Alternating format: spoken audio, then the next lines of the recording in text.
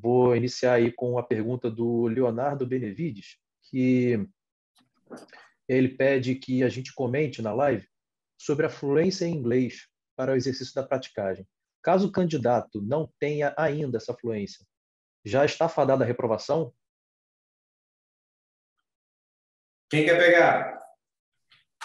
Essa é uma boa pergunta, cara. Essa é a dúvida de muita gente que tá naquele momento de, puxa, não sei se eu começo, se eu não começo, meu inglês é meia boca, mas não é tão bom assim.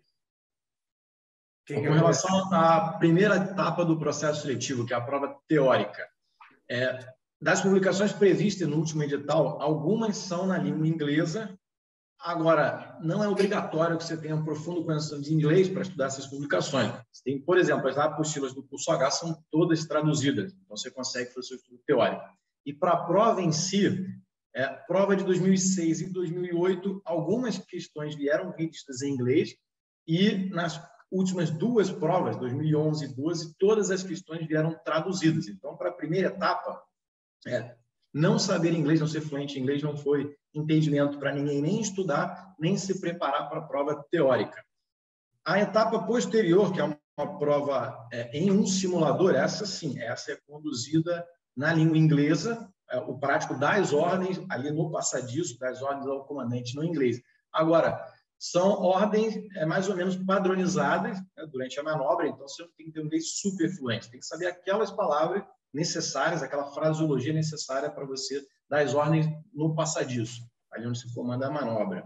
Então, é algo que, com um inglês relativamente básico, dá para conduzir. É claro que depois, na futura vida como prática, você vai desenvolvendo ainda mais esse palavreado.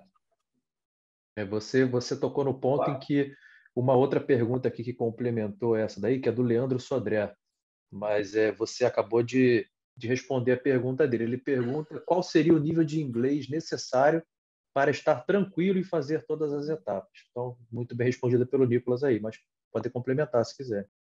Eu queria complementar sim. O inglês, vamos dividir aqui em dois assuntos diferentes, com relação ao inglês. Independentemente de cair muito ou pouco inglês ou nenhum inglês na prova escrita, você vai ter que saber um pouco de inglês para estudar para ela. Você não vai apostar que não vai cair em inglês. Tem livros que são em inglês, então você precisa saber o básico do idioma inglês para se preparar. Não precisa ser avançado, expert, não precisa ter sotaque de Cambridge, nada disso. Mas o basicão você tem que saber. Então, para quem é zerado, é difícil iniciar e ler um livro técnico em inglês de cara sem fazer um cursinho aí, CCAA, um WhatsApp, enfim, um cursinho de inglês normal, tá? Isso aí, só um segundo, obrigado.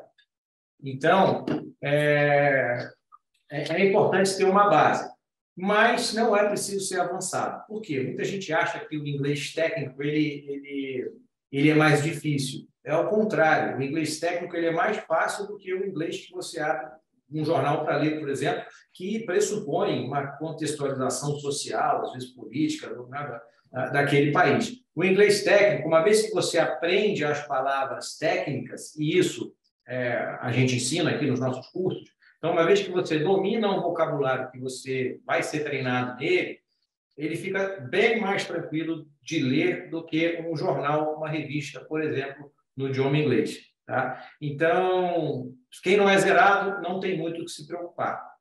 E aí vamos para a segunda, transposto do primeiro obstáculo, que é a prova escrita. Aí vem a prova prática oral.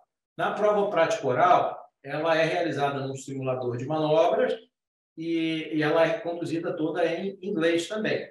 Mas ali na prova prática oral, você vai ter você vai, como se fosse um teatrinho, uma palavra meio forte de usar, mas você vai ter uma manobra, você vai participar de uma simulação onde você vai falar inglês o tempo todo. Só que, de novo, sendo inglês técnico, as coisas que você vai ter que falar durante a sua prova prática oral, todas elas são ensináveis e aprendíveis, digamos assim. A gente consegue ensinar isso para o aluno em sala de aula, e o aluno ele tem plenas condições de utilizar aquilo, aquilo sai com certa fluidez durante a sua prova prática oral. E, por fim, né, no dia a dia da profissão, é meio que uma continuidade, né? Você estudou a base do conhecimento ali, a base teórica, enquanto você estava se preparando para o processo seletivo, aprendeu a fraseologia que é utilizada no ambiente de passadiço, no ambiente de manobra, também para dentro aí do processo seletivo, na última etapa. Então, quando você for, né, para o seu estágio de praticante de prático, você vai continuar escutando esse vocabulário, repetindo esse vocabulário, até que ao final do estágio ele vai estar na corrente sanguínea, vai ser muito tranquilo falar o inglês para quem passou por esse processo todo de aprendizado, né? Então, me alonguei demais aqui, né? Mas só fazendo aqui um fecha-balão. Quem é que tem que estar preocupado com o nível de inglês? É quem não fala nada, quem está partindo do zero. Esse aí realmente tem que, antes de ser prático de navio, vai ter que se matricular no cursinho de inglês normal e sair da inércia.